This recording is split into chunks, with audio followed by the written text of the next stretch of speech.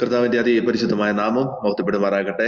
ഈ അനുഗ്രഹിക്കപ്പെട്ട സന്ധ്യയിൽ നമുക്ക് വീണ്ടും കർത്താവിന്റെ സന്നിധിയിൽ ഒന്നിച്ചുകൂടി വലുവനായ ദൈവത്തെ പാടി സ്തുതിക്കുവാനും അനുഗ്രഹിക്കപ്പെട്ട ഒരു കൂടിയവരെ കൂടി ദൈവം നമുക്ക് സമ്മാനമായി തന്നു. അതോർത്തുകൊണ്ട് ഞാൻ ദൈവത്തെ സ്തുതിക്കുന്നു. ഈ ശുശ്രൂഷ ലീഡ് ചെയ്യുന്ന കർത്താവദാസൻ മോനച്ചാൻ, പാട്ടുപാടി സഹായിച്ച ദേവദാസൻ, പ്രാർത്ഥനയിൽ നമ്മളെ സഹായിച്ച പ്രിയപ്പെട്ടവർ, വിവിധ സ്ഥലങ്ങളിൽ നിന്നും ഈ മീറ്റിംഗിൽ ജോയിൻ ചെയ്തിരിക്കുന്ന എല്ലാ പ്രിയപ്പെട്ടവർക്കും കർത്താവ് യേശുക്രിസ്തുവിന്റെ നാമത്തിലുള്ള സ്നേഹവന്ദനത്തെ പ്രാരംഭമായിട്ട് ഞാൻ അറിയിക്കുകയാണ്. സുവിശേഷം ബാലസംഘം പത്തനംതിട്ട സെന്ററിന്റെ ക്രമീകരിച്ചിരിക്കുന്ന ഈ പ്രത്യേക ബൈബിൾ സ്റ്റഡിയുടെ 19ാമത്തെ ക്ലാസിന്റെ 4ാം എപ്പിസോഡിലാണ് നാലാമത്തേതും അവസാനത്തേതുമായ ക്ലാസ്സിലേക്കാണ് നാം എത്തിയിരിക്കുന്നത്. നാം കഴിഞ്ഞ നാളുകളിൽ പ്രാർത്ഥനാപൂർവം ഈ നമ്മൾ ചിന്തിച്ച വിഷയത്തിന്റെ പ്രാധാന്യത്തെ മനസ്സിലാക്കിയെന്നും അത് കേട്ട പ്രിയപ്പെട്ടവർക്ക് പ്രയോജനകരമായി തീർന്നു എന്ന് അറിഞ്ഞതിൽ വളരെയധികം സന്തോഷം. വലുവനായ ദൈവം നമ്മെ അവരെയും സഹായിക്കട്ടെ. നാം കേട്ട വിഷയങ്ങൾ നമ്മുടെ ആത്മീയ ജീവിതത്തിന് പ്രയോജനകരമായി തീരുവാനും നാം ആയിരിക്കുന്ന ഇടങ്ങളിൽ ദൈവനാമ മഹത്വത്തിനായിട്ട് ദൈവം നമുക്ക് തന്നിരിക്കുന്ന കൃപകൾ അതിൻ്റെതായ രീതിയിൽ ഉപയോഗിക്കുവാൻ ദൈവം നമ്മെ സഹായിക്കും ചെയ്യട്ടെ എന്ന് ഞാൻ ആഗ്രഹിക്കുകയാണ്. ക്രിസ്തുവിന്റെ മനസ്സ് അന്നും ഇന്നും എന്ന വിഷയത്തെ ആസ്പദമാക്കിയാണ് നമുക്ക് കഴിഞ്ഞ ദിവസങ്ങളിലെ ക്ലാസ്സുകൾ മുന്നോട്ട് നയിക്കാനായിട്ട് ഇടയായി തീർന്നത്. നാം ഓരോരുത്തരും ഈ ഭൂമിയിലായിരിക്കുമ്പോൾ നാം ക്രിസ്തുവിന്റെ മനസ്സുള്ളവരാണ്. അത് കൊരിന്ത്യർക്ക് 1-ാം ലേഖനം 2-ാം അധ്യായം 16-ാം വാക്യത്തിൽ നിന്നും നമുക്ക് മനസ്സിലാക്കുവാനായിട്ട് കഴിഞ്ഞു. എന്നാൽ ആ ക്രിസ്തുവിന്റെ മനസ്സുമായി നാം ഓരോരുത്തരും ഈ ഭൂമിയിൽ ജീവിക്കുമ്പോൾ ആ കാലത്ത്, അതായത് കർത്താവും തന്റെ അപ്പോസ്തലന്മാരും ഒക്കെ ജീവിച്ച കാലത്ത് ക്രിസ്തുവിന്റെ മനസ്സ് ഏത് വിധം ഓരോ ദൈവമക്കളിലും റിഫ്ലക്ട് ചെയ്തുവോ, ഏത് വിധം കാണപ്പെട്ടുവോ, അങ്ങനെ ഈ കാലഘട്ടത്തിൽ ജീവിക്കുന്ന കർത്താവിന്റെ അംബാസഡേഴ്സ് ആയ, കർത്താവിന്റെ മക്കളായ, ദൈവമക്കളായ നാം ഓരോരുത്തരും നാം ഇപ്പോൾ ജീവിക്കുന്ന സാഹചര്യത്തിൽ ആ ക്രിസ്തുവിന്റെ മനസ്സ് വ്യത്യസ്തമായ ജീവിതത്തിന്റെ നിലവാരങ്ങളിൽ, ആ മേഖലകളിൽ പ്രതിഫലിക്കപ്പെടണം എന്നുള്ളതാണ് നമുക്ക് ചിന്തിക്കുവാനായിട്ട് കഴിഞ്ഞത്. ക്രിസ്തുവിന്റെ മനസ്സ് ആയി ജീവിക്കുന്ന നമ്മൾ, ഈ ഭൂമിയിൽ ക്രിസ്തുവിന്റെ മനസ്സുള്ളവരെന്ന് അഭിമാനത്തോടു കൂടി ജീവിക്കുന്ന നമ്മൾ, നമ്മുടെ ആത്മീയ ജീവിതത്തിൽ ക്രിസ്തുവിന്റെ മനസ്സ് കാണപ്പെടണം എന്ന് നമുക്ക് ചിന്തിക്കുവാനായിട്ട് ഇടയായി തീർന്നു. മാത്രമല്ല, നമ്മുടെ സാമൂഹിക ജീവിതത്തിൽ ഒരു സാമൂഹിക ജീവിയായി നാം ഇവിടെ ജീവിക്കുന്നു. അങ്ങനെ സാമൂഹിക ജീവിയായി നാം ഈ ഭൂമിയിൽ ജീവിക്കുമ്പോൾ നമ്മുടെ സാമൂഹിക ജീവിതത്തിന്റെ വ്യത്യസ്തമായ തലങ്ങളിൽ ക്രിസ്തുവിന്റെ മനസ്സ് പ്രതിഫലിക്കപ്പെടണം എന്നുള്ളതാണ് കഴിഞ്ഞ ക്ലാസ്സിൽ നമുക്ക് ചിന്തിക്കുവാനായിട്ട് കഴിഞ്ഞത്. നാം എല്ലാം ആയിരിക്കുന്നത് ക്രിസ്ത്യൻ അല്ലെങ്കിൽ ക്രിസ്ത്യാനി എന്ന ഒരു തലക്കെട്ടിന്റെ അടിയിലാണ് നാം ഓരോരുത്തരും ജീവിക്കുന്നത്. ക്രിസ്തുവിനെ അനുഗമിക്കുന്നവർ, ക്രിസ്തുവിന്റെ അനുഗാമികൾ എന്ന ആ ഒരു പ്രയോഗത്തിൽ, ആ ഒരു പദവിയിൽ നാം ഓരോരുത്തരും ജീവിക്കുമ്പോൾ ആ ക്രിസ്ത്യാനിത്വം അല്ലെങ്കിൽ ക്രിസ്തുവിനെ അനുഗമിക്കുന്ന ക്രിസ്തുവിന്റെ മനസ്സ് വ്യക്തമായ നിലയിൽ നമ്മുടെ സാമൂഹിക ജീവിതങ്ങളിൽ വ്യക്തമായി പ്രതിഫലിക്കപ്പെടണം എന്ന് വലിയവനായ ദൈവം ആഗ്രഹിക്കുന്ന വിഷയം തന്നെയാണ്. അതെങ്ങനെയെന്ന് ചോദിച്ചു കഴിഞ്ഞാൽ, ഒന്നാമതായി ഒരു സ്നേഹമുള്ള ക്രിസ്ത്യാനിയായി, അല്ലെ, നമ്മുടെ ക്രിസ്തീയ ജീവിതത്തിന്റെ അടിസ്ഥാനം എന്ന് പറയുന്നത് സ്നേഹമാണ്, അല്ലെ. നമ്മളെ സ്നേഹിച്ച ദൈവത്തിന് ഏറ്റവും അധികം നമ്മളോട് തോന്നിയത് സ്നേഹമാണ്. അതുകൊണ്ട് ആ സ്നേഹത്തിൽ നിലനിൽക്കുവാനും ആ സ്നേഹത്തിൽ ഊന്നി അനേക കാര്യങ്ങൾ ചെയ്യുവാനും നമ്മൾ ഓരോരുത്തരും തയ്യാറാകണം എന്ന് വെളിപ്പാട് പുസ്തകം 2-ാം അധ്യായം 4-ാം വാക്യത്തിൽ എഫെസോസിലുള്ള സഭയിലെ വിശുദ്ധന്മാർക്ക് എഴുതിയ ഭാഗത്തോട് ബന്ധപ്പെട്ട്, സന്ദേശവുമായി ബന്ധപ്പെട്ട്, നമ്മൾ വീണുപോയത് ആദ്യ സ്നേഹത്തിൽ നിന്നാണ് എങ്കിൽ ആദ്യ സ്നേഹത്തിലേക്ക് നാം ഓരോരുത്തരും മടങ്ങി വരേണ്ടുന്നത് വളരെ അത്യാവശ്യമാണ്. എഫെസോസിലെ സഭയിലെ വിശുദ്ധന്മാരെ പറ്റി നമുക്ക് ചിന്തിക്കുവാനായിട്ട് കഴിഞ്ഞു. അവർക്കെല്ലാം ഉണ്ട്, സർവ്വകാര്യങ്ങളുമുണ്ട്, അവർക്കൊന്നിനും കുറവില്ല. പക്ഷേ അവർക്ക് കുറവുണ്ടായതായിട്ട് ദൈവം പ്രസ്താവിച്ചത് അവരുടെ സ്നേഹത്തിലാണ്. ആയതിനാൽ ആ സ്നേഹത്തിലേക്ക് മടങ്ങി വരണം. ഈ കാലഘട്ടത്തിൽ ദൈവത്തിന്റെ മനസ്സുള്ളവരായി, ക്രിസ്ത്യാനികളായി നാം ഓരോരുത്തരും ജീവിക്കുമ്പോൾ സ്നേഹത്തിലൂടെ എല്ലാം കാണുവാനും സ്നേഹത്തിൽ തന്നെ എല്ലാം ചെയ്യുവാനും ദൈവത്തിന്റെ ദിവ്യ സ്വഭാവത്തിന്റെ കൂട്ടാളികളായി നമുക്ക് ഈ ഭൂമിയിൽ ജീവിക്കേണ്ടത് വളരെ അത്യാവശ്യമായ കാര്യമാണ്. നാം കഴിഞ്ഞ ആഴ്ച ചിന്തിച്ച് അവസാനിപ്പിച്ച വിഷയത്തിൽ നിന്ന് ഇന്ന് ആരംഭിക്കുവാനായിട്ട് ഞാൻ ആഗ്രഹിക്കുകയാണ്. ക്രിസ്തുവിന്റെ മനസ്സുള്ളവരായി ഈ സമൂഹത്തിൽ നാം ജീവിക്കുമ്പോൾ, ഈ സാമൂഹ്യ ജീവിയായി നാം ഓരോരുത്തരും ജീവിക്കുമ്പോൾ ക്രിസ്തുവിന്റെ മനസ്സ് ഏത് വിധം നമ്മുടെ ജീവിതത്തിൽ പ്രകടമാകണമെന്ന് നമുക്ക് ഇന്ന് ചിന്തിക്കാനായിട്ട് ആഗ്രഹിച്ചത്, അല്ലെങ്കിൽ നമുക്ക് ചിന്തിക്കാനായിട്ട് കഴിഞ്ഞത്, നമ്മുടെ ജീവിതത്തിൽ മലിനതകളൊക്കെ വിട്ട്, റോമർക്ക് ലേഖനം 12-ാം അധ്യായം അതിന്റെ 2-ാം വാക്യം നമ്മൾ വായിച്ചു. ഈ ലോകത്തിന് അനുരൂപരാകാതെ നന്മയും പ്രസാദവും പൂർണ്ണതയുമുള്ള ദൈവഹിതം എന്തെന്ന് ഇന്നതെന്ന് തിരിച്ചറിഞ്ഞ് മനസ്സ് പുതുക്കി രൂപാന്തരപ്പെടണം എന്നുള്ള വിഷയമാണ് നമുക്ക് ചിന്തിക്കുവാനായിട്ട് കഴിഞ്ഞത്. അതുകൊണ്ട് ക്രിസ്തുവിന്റെ മനസ്സുമായി നാം ജീവിക്കുമ്പോൾ, ക്രിസ്ത്യാനിയായി നാം ഈ ഭൂമിയിൽ ജീവിക്കുമ്പോൾ, അടുത്തതായി നമ്മുടെ ജീവിതത്തിൽ, നമ്മുടെ സാമൂഹിക ജീവിതത്തിൽ പ്രകടമാകേണ്ടുന്നത് മലിനതയില്ലാത്ത അല്ലെങ്കിൽ ഈ ലോകത്തിന് അനുരൂപമല്ലാത്ത ഒരു ജീവിതം ജീവിച്ച് കാണിക്കുവാൻ വലിയവനായ ദൈവം നമ്മളിൽ നിന്നും ആഗ്രഹിക്കുകയാണ്. യാക്കോബിന്റെ ലേഖനം 1-ാം അധ്യായം അതിന്റെ 27-ാം വാക്യത്തിൽ ഈ ലോകത്തിന് അനുരൂപരല്ലാതെ ജീവിക്കുന്നവർ എങ്ങനെ ജീവിക്കുമെന്നാണ് നമ്മൾ വായിച്ചത്.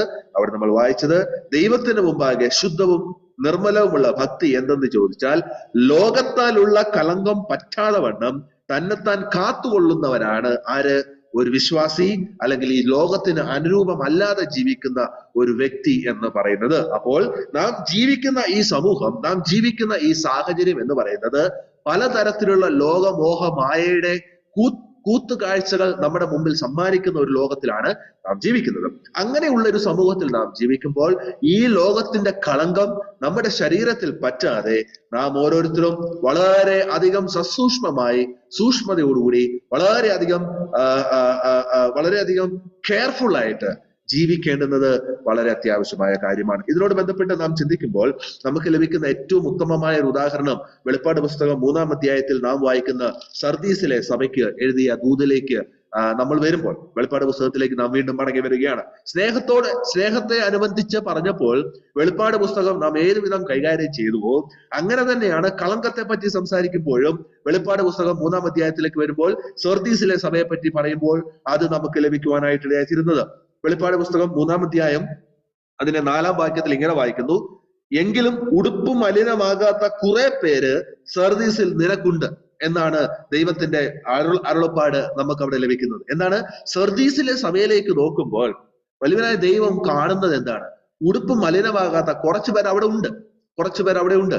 അതായത് വളരെയധികം മ്ലേച്ഛമായ, നമ്മൾ മുമ്പേ വായിച്ചതുപോലെ യാക്കോബ് പറഞ്ഞതുപോലെ തന്നെ ലോകത്തിൽ ഒത്തിരി കളങ്കങ്ങൾ ഉള്ളപ്പോൾ, ലോകത്തിൽ ഒരുപാട് കൂത്തുകാഴ്ചകൾ നടക്കുമ്പോൾ, ലോകത്തിൽ ഒരുപാട് വെറുക്കൂത്തുകൾ നടക്കുമ്പോൾ, അങ്ങനെയുള്ള ഒരു സ്ഥലത്ത് ജീവിക്കുന്ന സർദീസിലെ സഭയിലെ കുറച്ചുപേര് അവരുടെ ഉടുപ്പ് മലിനമാകാതെ ജീവിച്ചു, കാത്തു സൂക്ഷിച്ചു എന്നുള്ളതാണ് നമുക്ക് അവിടെ കാണാൻ. എത്ര അനുഗ്രഹിക്കപ്പെട്ട സാക്ഷ്യമാണത്! എന്ന് വെച്ചാൽ അന്നത്തെ സാഹചര്യം നമ്മൾ നോക്കണം. വളരെ ഈസി ആയിട്ടുള്ള ഒരു സാഹചര്യമൊന്നും അല്ല. നമ്മള് 2-ാം അധ്യായത്തിലേക്ക്, അതായത് വെളിപ്പാട് പുസ്തകം 2-ാം അധ്യായം അതിന്റെ 12 മുതലുള്ള വാക്യങ്ങൾ നമ്മൾ വായിക്കുമ്പോൾ അവിടെ 13-ാം വാക്യത്തിൽ പെർഗമോസിലെ സഭയെ പറ്റി പറയുകയാണ്. പെർഗമോസ് സഭ ഇരുന്ന അല്ലെങ്കിൽ ആ സ്ഥലം സഭയിലെ വിശ്വാസികൾ ജീവിച്ച ചുറ്റുപാട് വളരെ വ്യക്തമായിട്ട് ദൈവാത്മാവ് അവിടെ രേഖപ്പെടുത്തിയിട്ടുണ്ട്. വെളിപ്പാട് പുസ്തകം 2-ാം അധ്യായം 13-ാം വാക്യത്തിൽ ഇങ്ങനെയാണ് വായിക്കുന്നത്: നീ എവിടെ പാർക്കുന്നുവെന്നും അത് സാത്താന്റെ സിംഹാസനം ഉള്ളിടമെന്നും ഞാൻ അറിയുന്നു. ദൈവാത്മാവ് രേഖപ്പെടുത്തുകയാണ്. നീ എന്റെ നാമം മുറുകെ പിടിച്ചിരിക്കുന്നു. നിങ്ങളുടെ ഇടയിൽ സാത്താൻ പാർക്കുന്നിടത്ത് തന്നെ എന്റെ സാക്ഷിയും വിശ്വസ്തനുമായ അന്തിപ്പാസിനെ കൊന്ന കാലത്ത് പോലും നീ എന്നിലുള്ള വിശ്വാസം നിഷേധിച്ചില്ല. എത്ര ക്ലിയർ ആണല്ലേ! എത്ര ടച്ചിങ് ആയിട്ടുള്ള വാക്കുകളാണ് അവിടെ ഉപയോഗിച്ചിരിക്കുന്നത്. എന്ത്? സാത്താന്റെ സിംഹാസനം ഇരിക്കുന്ന ഇടം, സാത്താൻ പാർക്കുന്ന ഇടം, ദൈവത്തിന്റെ സാക്ഷിയായ അന്തിപ്പാസിനെ പോലെയുള്ളവരെ കൊന്ന സ്ഥലം. അങ്ങനെയുള്ള സ്ഥലത്തിൽ പെർഗമോസിലെ സഭയിലെ വിശ്വാസികൾ ജീവിച്ചപ്പോൾ അങ്ങനെയുള്ള സാഹചര്യമായിരുന്നിട്ട് പോലും, സാത്താന്റെ ഇരിപ്പിടമുള്ള ഏറ്റവും മ്ലേച്ഛകരമായ സ്ഥലത്ത് ജീവിച്ചിട്ട് പോലും അവർ കർത്താവിലുള്ള വിശ്വാസം നിഷേധിച്ചില്ലെന്നാ പറയുന്നത്. അതാണ് ഈ ഉടുപ്പ് മലിനമാകാത്ത ചിലർ സർദീസിലെ സഭയിൽ ഉണ്ടെന്ന് പറയുന്നത്. ആ സഭയ്ക്കും ആ സഭയിലെ വിശ്വാസികളും ജീവിച്ച ഇടം എന്ന് പറയുന്നത് വളരെ മ്ലേച്ഛകരമാണ്, വളരെ പൈശാചിക പ്രവർത്തികൾ നിറഞ്ഞതാണ്, ഒത്തിരി മോശമായിട്ടുള്ള കാര്യങ്ങൾ നടക്കുന്ന സ്ഥലമാണ്. എന്നിട്ട് പോലും അവരുടെ ഉടുപ്പിനെ മലിനമാക്കാതെ ജീവിച്ചു എന്നുള്ളതാണ് നമുക്ക് കാണുവാൻ കഴിയുന്നത്. നമ്മുടെ സാഹചര്യത്തിൽ നാം ജീവിക്കുന്ന ഇടം ഒന്ന് നോക്കുകയും ഒന്ന് ചുറ്റുമൊന്ന് കണ്ണോടിച്ച്, ഒരു വിശ്വാസിയായ ഞാൻ വസിക്കുന്ന സ്ഥലം, ഒരു വിശ്വാസിയായ ഞാൻ ജോലി ചെയ്യുന്ന ഇടം, ഒരു വിശ്വാസിയായ ഞാൻ പഠിക്കുന്ന സ്ഥലം, ഒരു വിശ്വാസിയായ ഞാൻ യാത്ര ചെയ്യുന്ന പൊതു ഗതാഗത സംവിധാനം, ഈ സ്ഥലത്തിലോട്ടൊക്കെ നമ്മളൊന്ന് നോക്കിക്കഴിഞ്ഞാൽ ഒരു ദൈവ പൈതലിന് ഒരു വിധത്തിലും ജീവിക്കാൻ കഴിയാത്ത ചുറ്റുപാടുകളും സന്ദർഭങ്ങളുമാണ് നമ്മുടെ ചുറ്റും കാണുന്നത്.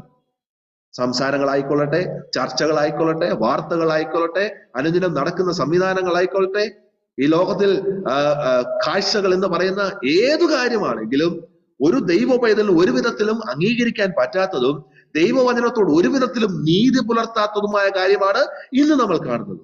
ഒരു 10 വർഷം മുമ്പുള്ള സാഹചര്യമല്ല ഇന്നുള്ളത്. ഇനി വരാൻ പോകുന്ന 10 വർഷത്തിനകം ഇവിടെ ഒരുപാട് മാറ്റങ്ങൾ സംഭവിക്കാൻ പോവുകയാണ്.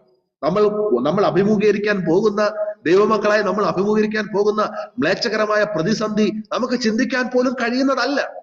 ആർട്ടിഫിഷ്യൽ ഇന്റലിജൻസിന്റെ കാലത്ത് നാം ഇന്ന് ജീവിക്കുമ്പോൾ നമ്മുടെ മുമ്പിൽ ഇനിയും വരാൻ പോകുന്നത് നമ്മുടെ കണ്ണിനെ ഒരു വിധത്തിലും വിശ്വസിപ്പിക്കാൻ കഴിയാത്ത കാര്യങ്ങളാണ്. അത്തരം സാഹചര്യത്തിലേക്ക് നാം കടക്കുമ്പോൾ, അങ്ങനെയുള്ള ഇടത്തിൽ നാം ജീവിക്കുമ്പോൾ നമ്മുടെ വസ്ത്രം, നമ്മുടെ ഉടുപ്പ് മലിനമാകാതെ നാം ജീവിക്കേണ്ടുന്നത് വളരെ അത്യാവശ്യമായ കാര്യമാണ്. എന്താണെന്നറിയാമോ? അതിന് കാരണം എന്തെന്ന് ചോദിച്ചാൽ, ഈ സർദീസിലെ സഭയിൽ ഉടുപ്പ് മലിനമാകാത്ത കുറച്ച് നല്ല വിശുദ്ധന്മാരുണ്ടായിട്ടും ഈ സ്ഥലം സഭ അറിയപ്പെട്ടത് എങ്ങനെയാണെന്നറിയാമോ? അത് എന്റെ കണ്ണ് നിറച്ച കാര്യമാണ്, നമ്മുടെ ഒക്കെ കണ്ണ് നിറയ്ക്കേണ്ട കാര്യവുമാണ്. സർദീസിലെ സഭയിൽ ഉടുപ്പ് മലിനമാകാത്ത കുറച്ചുപേരുണ്ടായിരുന്നു. ദൈവത്തോട് നീതി പുലർത്തി ജീവിച്ച കുറച്ചുപേരുണ്ടായിരുന്നു. ലോകത്തിലെ മായയിലേക്ക് കളങ്കപ്പെട്ടു പോകാതെ ജീവിച്ച കുറച്ചുപേരുണ്ടായിരുന്നു. എന്നിട്ടും ആ സ്ഥലം സഭ അറിയപ്പെട്ടത് എങ്ങനെയെന്നറിയാമോ? 3-ാം അധ്യായത്തിന്റെ 1-ാം വാക്യത്തിൽ സർദീസിലെ സഭയ്ക്ക് പറയുകയാണ്, ജീവൻ ഉള്ളവൻ എന്ന് നിനക്ക് പേരുണ്ടെങ്കിലും നീ മരിച്ചവനാണ്. ജീവൻ ഉള്ളവൻ എന്ന് നിനക്ക് പേരുണ്ടെങ്കിലും നീ മരിച്ചവനാകുന്നു. എന്താ കാര്യം? 2-ാം വാക്യത്തിൽ ഇങ്ങനെ വായിക്കുകയാണ്, ചാവാറായ ശേഷിപ്പുകൾ നിങ്ങൾക്കിടയിലുണ്ട്. നിന്റെ പ്രവൃത്തി എന്റെ ദൈവത്തിന്റെ സന്നിധിയിൽ പൂർണ്ണമുള്ളതായി കണ്ടില്ല. ചുരുക്കം പറഞ്ഞാൽ, ഉടുപ്പ് മലിനമായ കുറച്ചുപേർ അവിടെ ഉണ്ടായിരുന്നു. സർദീസിലെ സഭയിലും ഉണ്ടായിരുന്നു. ഉടുപ്പ് മലിനമാകാത്ത കുറച്ചുപേർ അവിടെ ഉണ്ട്. അവർ വിശ്വസ്തരായി നീതി പുലർത്തി ദൈവത്തിന് കൊള്ളാവുന്നവരായി ഒക്കെ ജീവിച്ചു. പക്ഷെ ആ സ്ഥലം സഭ അറിയപ്പെട്ടത് ഈ ഉടുപ്പ് മലിനമാക്കിയവരുടെ പേരിലാണ്. കഷ്ടം. ആ ഉടുപ്പ് മലിനമായവരുടെ പേരിലാണ് ആ സ്ഥലം സഭ അറിയപ്പെട്ടത്. അവിടെ തെറ്റുകൾ ചെയ്തവരുടെ പേരിലാണ് ആ സ്ഥലം സഭ അറിയപ്പെട്ടത്. ഉടുപ്പ് മലിനമാക്കിയവന്മാരുടെ പേരിലാണ് ആ സ്ഥലം സഭ അറിയപ്പെട്ടത്. അവിടെ തെറ്റുകൾ ചെയ്ത് ലോകത്തിന്റെ കൂത്തുകാഴ്ചയിലേക്ക് തലയിട്ടു പോയ, വീണുപോയ വിശുദ്ധന്മാരുടെ പേരിലാണ് ആ സ്ഥലസഭയ്ക്ക് അറിയപ്പെടാൻ യോഗമുണ്ടായത്. ഇന്നും അത് തന്നെയാ സംഭവിക്കുന്നത്, അല്ലേ? ഒന്ന് ചിന്തിച്ചു നോക്കിയേ. നമ്മുടെ മാതൃസഭകൾ, നമ്മുടെ സ്ഥലം സഭകൾ ഇന്ന് സമൂഹത്തിലോട്ട് ഇറങ്ങി ചോദിച്ചാൽ ആ സ്ഥലം സഭയിലെ വിശുദ്ധന്മാരുടെ പേരിലല്ല അറിയപ്പെടുന്നത്. ആ സ്ഥലം സഭയിലെ ഏറ്റവും മോശപ്പെട്ടവന്റെ പേരിൽ, ആ സ്ഥലം സഭയിൽ വിവാഹ മോചനം നടന്നവന്മാരുടെ പേരിൽ, ആ സ്ഥലം സഭയിൽ തർക്കമുള്ളവരുടെ പേരിൽ, ആ സ്ഥലം സഭയിൽ കേസുകൾ ഉള്ളവരുടെ പേരിൽ, ആ സ്ഥലം സഭയിൽ വഴക്കിടുന്നവരുടെ പേരിൽ, ആ സ്ഥലം സഭയിൽ തമ്മിൽ തല്ലുന്നവരുടെ പേരിൽ, നമ്മൾ കഴിഞ്ഞ ചിന്തിച്ചതുപോലെ സഹോദരന്മാരോട് ഒരു വിധത്തിലും സംസർഗം പുലർത്താത്തവരുടെ പേരിൽ, പരസ്പരം വഴക്കിടുന്നവരുടെ പേരിൽ, പരസ്പരം പോരാടുന്നവരുടെ പേരിൽ, പരസ്പരം ഇത്തരത്തിലുള്ള മാനസിക നിലവാരം പുലർത്തുന്നവരുടെ പേരിലാണ് ഇന്ന് കേരളത്തിലുള്ള പല ബ്രദറൻ സഭകളും അറിയപ്പെടുന്നത്, അല്ലെ? എന്താ കാര്യം?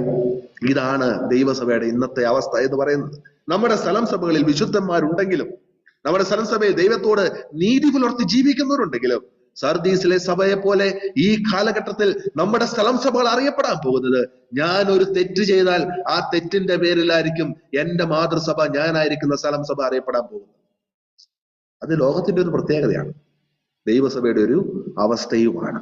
അതുകൊണ്ട് നാം ഈ ഭൂമിയിൽ ജീവിക്കുമ്പോൾ എന്റെ ഉടുപ്പ് മലിനമാകാതെ ഈ സമൂഹത്തിലെ ഒരു സാമൂഹ്യ ജീവിയായി, ഒരു ക്രിസ്ത്യാനിയായി ഞാനിവിടെ ജീവിക്കുമ്പോൾ എന്റെ ഉടുപ്പ് മലിനമാകാതെ ജീവിക്കേണ്ടുന്നത് എന്റെ കർത്തവ്യവും ഉത്തരവാദിത്വമാണ്.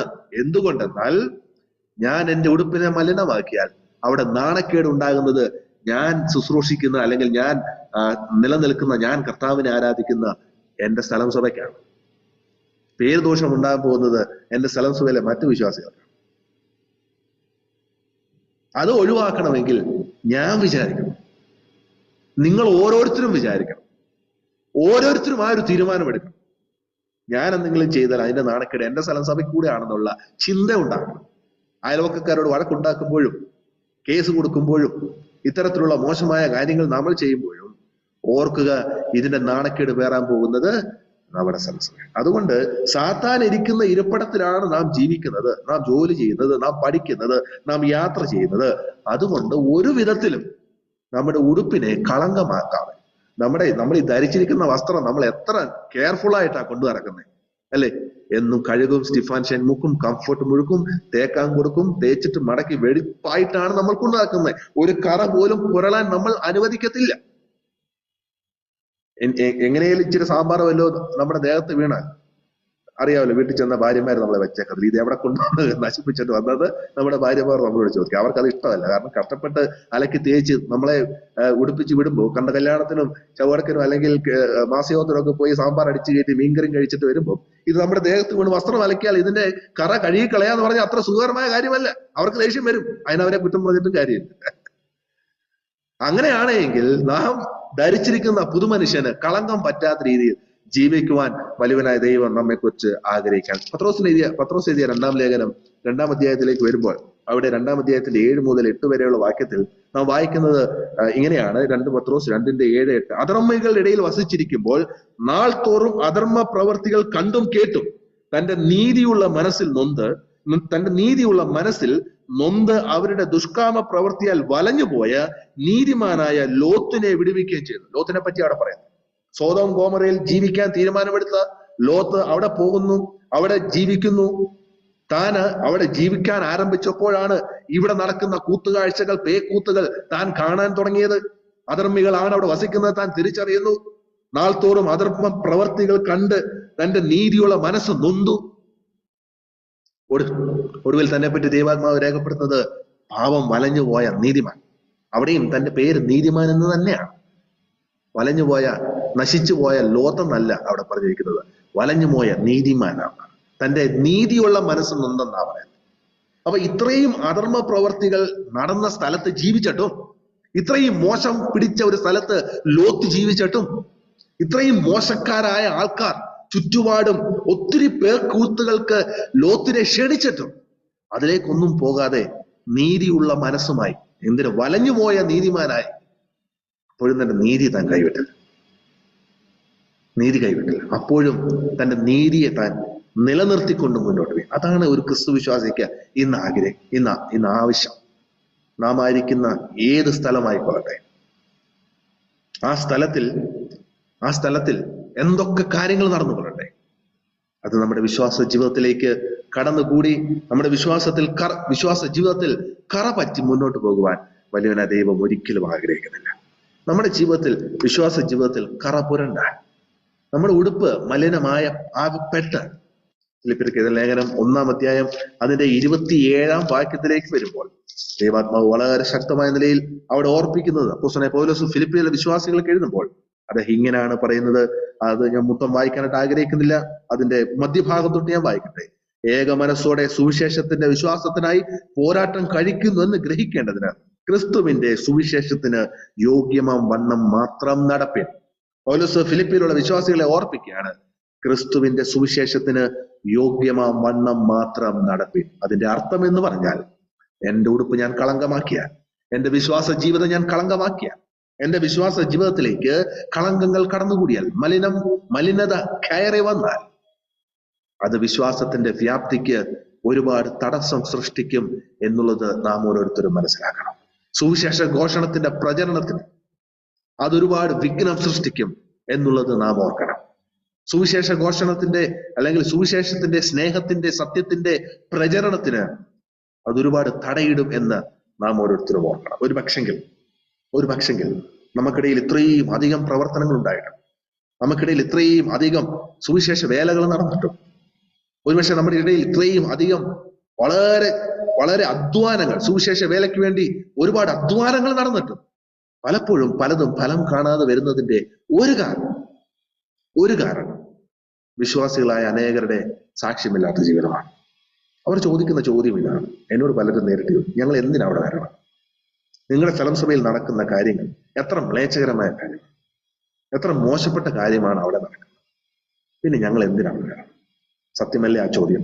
നമ്മുടെ സ്ഥലം സഭയ്ക്ക് അടുത്ത് താമസിക്കുന്നവർ, വിശ്വാസ ഭവനങ്ങൾക്ക് ചുറ്റുപാടും ജീവിക്കുന്നവർ, അവർ ഈ സമൂഹത്തിൽ നമ്മുടെ ജീവിത സ്റ്റൈൽ കണ്ടിട്ട്, നമ്മുടെ ജീവിത രീതി കണ്ടിട്ട്, സാക്ഷ്യമില്ലാത്ത ജീവിതം കണ്ടിട്ട്, സ്നേഹമില്ലാത്ത ജീവിതം കണ്ടിട്ട്, മലിനസമായ ജീവിതം കണ്ടിട്ട്, ക്ഷമിക്കാൻ കഴിയാത്ത ജീവിതം കണ്ടിട്ട്, പൊറുക്കാൻ കഴിയാത്ത ജീവിതം കണ്ടിട്ട്, ഗർവ് നിറഞ്ഞ ജീവിതം കണ്ടിട്ട്, അഹങ്കാരം നിറഞ്ഞ ജീവിതം കണ്ടിട്ട്, പരസ്പര സഹകരണമില്ലാത്ത ജീവിതം കണ്ടിട്ട് ആര് രക്ഷിക്കപ്പെട്ട എത്ര പേർ വേർപെട്ട് നമ്മുടെ സ്ഥലം സഭയിൽ വരും? സത്യത്തിൽ എവിടെ പോരായ്മ കിടക്കുന്നത്? സഭകളുടെ കുഴവല്ല, വ്യക്തി ജീവിതങ്ങളിൽ, സമൂഹത്തിൽ നാം ഓരോരുത്തരും ജീവിക്കുമ്പോൾ നമ്മുടെ ജീവിതത്തിൽ വന്നുപോയ പരാജയം പരാജയം പലപ്പോഴും സുവിശേഷ ഘോഷണത്തിന്റെ ശരിയായ നിലയിലുള്ള റിസൾട്ടുകൾക്ക്, ഫലങ്ങൾക്ക് ഒരു വിഘ്നം സൃഷ്ടിച്ചു. അത് മാത്രമല്ല, മറ്റു പല കാരണങ്ങളും കാണും. ഒരു കാരണമാണ് ഞാൻ അതിന്റെ പ്രാധാന്യം.